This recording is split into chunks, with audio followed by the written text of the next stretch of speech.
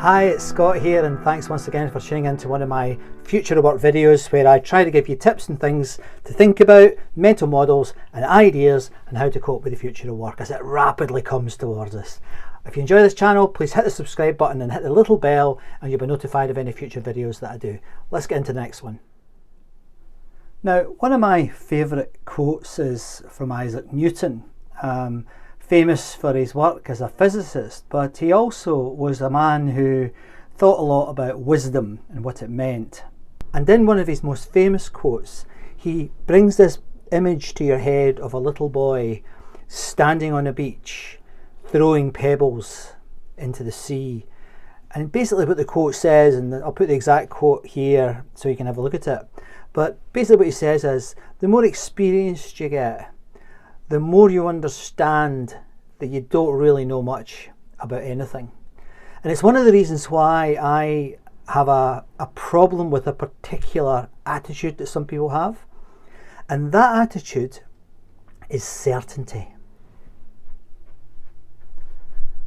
Someone who says that they understand it, they know how it works, they know everything about a subject, they are an expert. I think a little alarm bell should go off in your head whenever you hear that. They may well know a lot about a particular subject. They may well know more than I know. But the people that I'm drawn towards are the people who say, do you know what? I've been working in this field for many years and I've got some ideas and I think I know a little bit about it, but I've still got a lot to learn. I think that's not only attractive, but it's also a much more realistic perspective on the complex things that are human beings. I heard a quote from, an African quote from Senegal actually, which said this: when an elder dies, a library burns down. When an elder dies, a library burns down. Now that sends my brain off in all sorts of directions. You know, what does it mean? Well, it means that you've got to learn from them, you've got to understand their story, where they came from, understand, you know, how they got to the positions they got to. So I think that's quite powerful just on its own.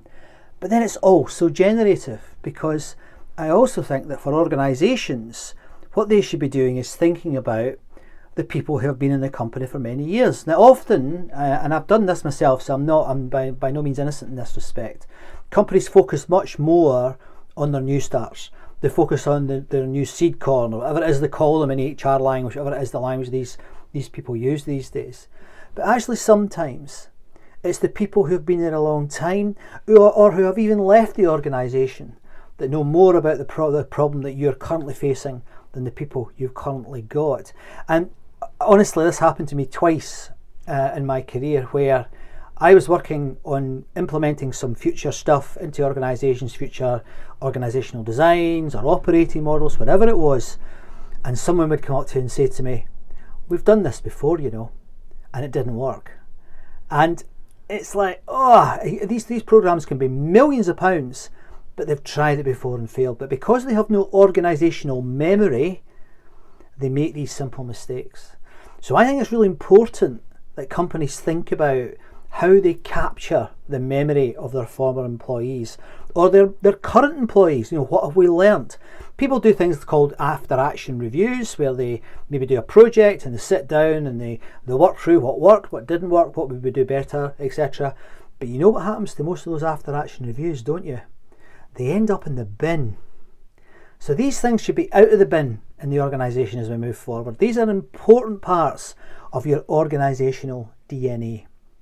And finally, the other thing that generates this quote about how the death of an elder represents the burning of a library, there's a personal part to this where I do believe that if you live a life, it's worth recording. And I think that you can learn a lot about yourself by journaling, by diarying, by doing an audio diary, a vlog diary, whatever it is you do, whatever it is you choose to do. That is a really powerful technique that can really help you not only remember things, but actually pass them on to the next generation so they don't forget where they came from. In my most recent TEDx talk, I started it by saying I'm going to talk about my grandfather's foot. And that foot was actually in this box, which I'll show you now before I finish. Now here's my It's an old printer's box that I bought in a thrift shop in Edinburgh about 30 years ago. And in here I've got my grandfather's foot. Now don't worry if you're squeamish, it's not what you think, despite my skulls and my brains behind me. It's actually my grandfather's letters that he wrote to me over a period of 30 years. And it's a foot deep. This is my grandfather's foot. And in this box are some of his memories. In his box is his library. We've not let it burn.